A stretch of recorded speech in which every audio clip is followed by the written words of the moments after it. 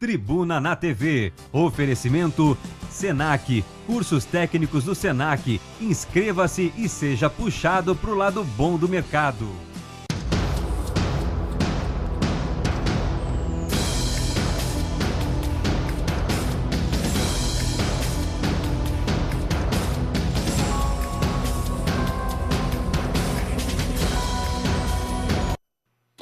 Olá, boa tarde. Você que está acompanhando a nossa emissora, TV MCA, Canal 6, via cabo, Itajaí, Navegantes Itapema, você que nos acompanha pela internet, tvmca.com.br, obrigado pela sua audiência. Está começando o Tribuna na TV. O telefone para você interagir ao vivo com a gente é o 3046-3086, está aparecendo no seu vídeo.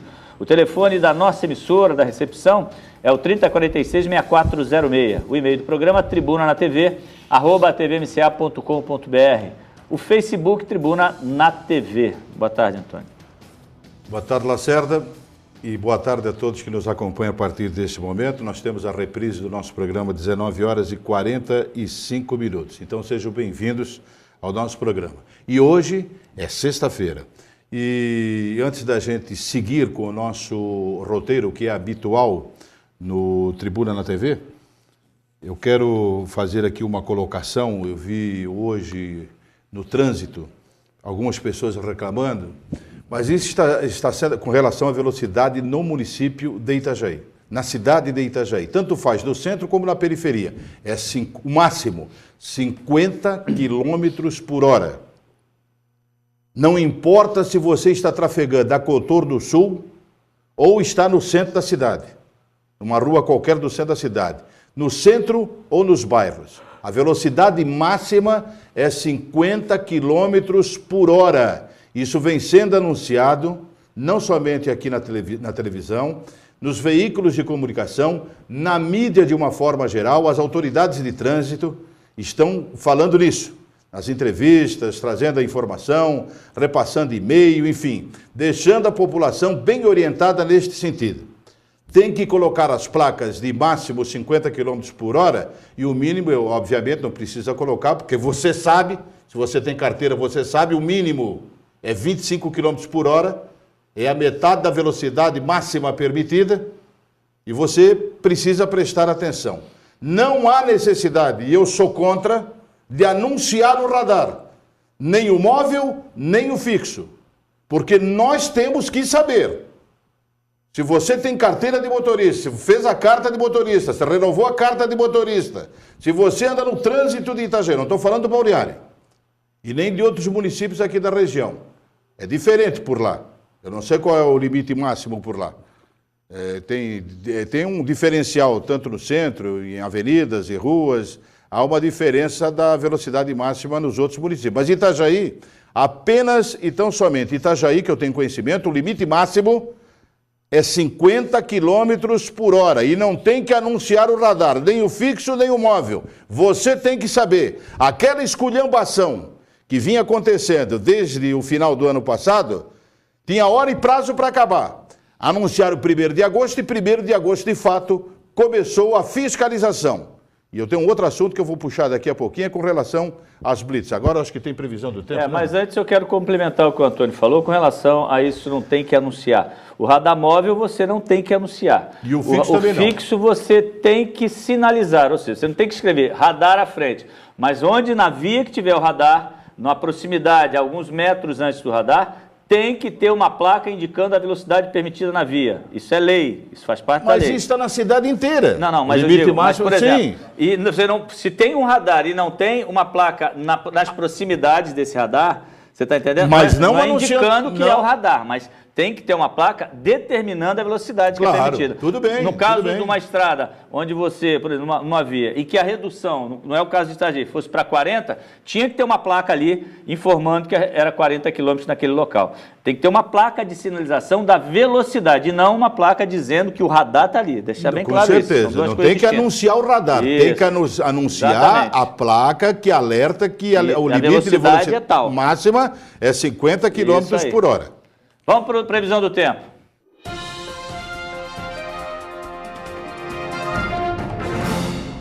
Nesta sexta-feira, a previsão do tempo para Itajaí é de sol com poucas nuvens.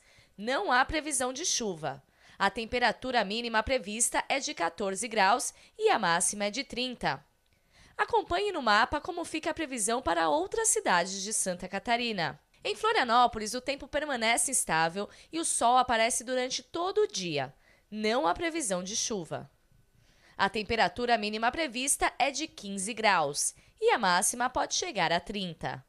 Em São Francisco do Sul, a condição climática se repete: sol entre nuvens e sem chuva. A temperatura mínima fica em 15 graus e a máxima de 30. Em Criciúma, o sol também aparece entre nuvens e a condição climática é estável. A temperatura mínima pode chegar aos 12 graus e a máxima em 31. Em Joinville, dia de sol, com nevoeiro ao amanhecer.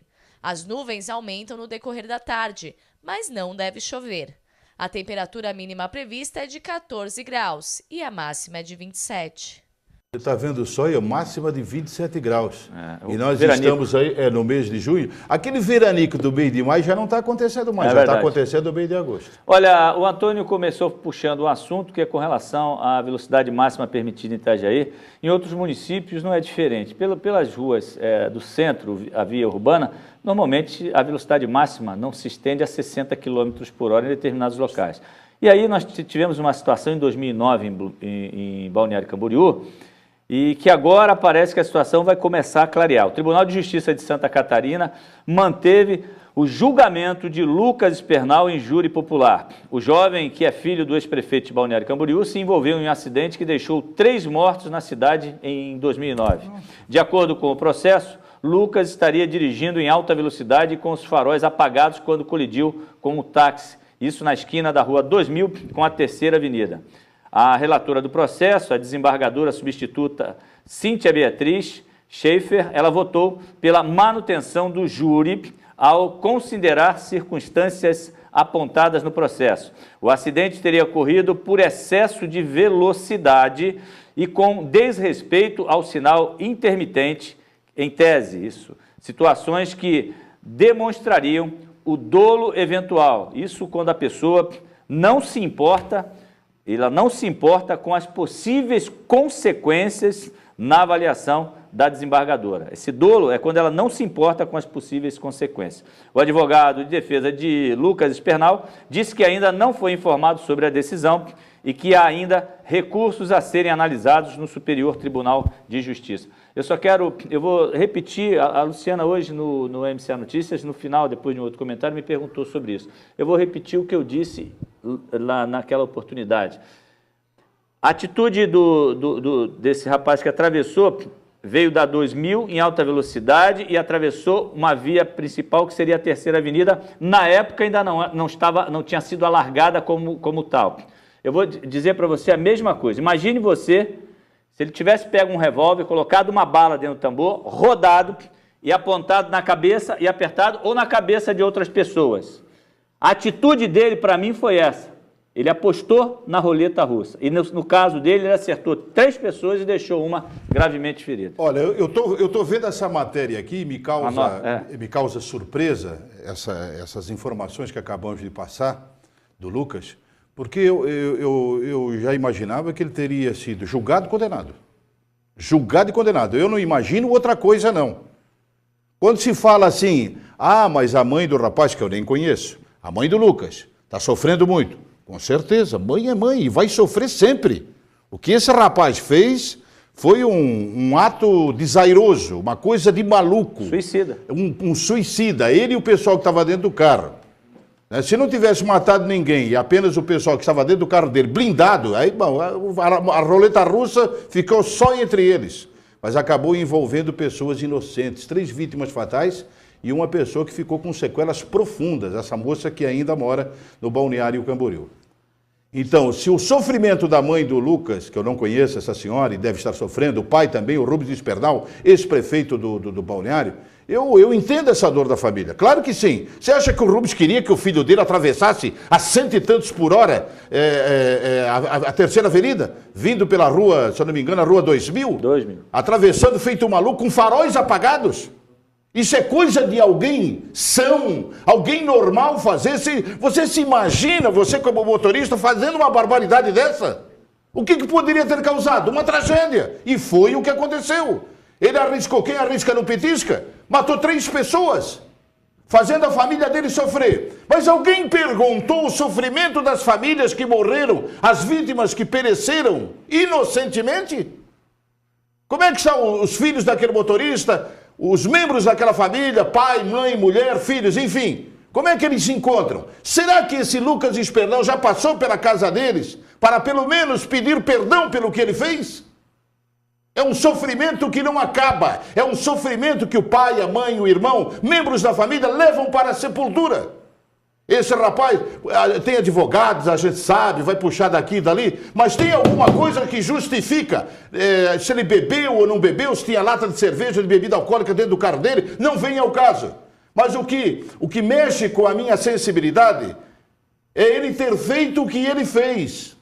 Atravessar em alta velocidade, saindo da Rua 2000 para a Terceira Avenida, em alta velocidade, com o carro dele completamente no escuro.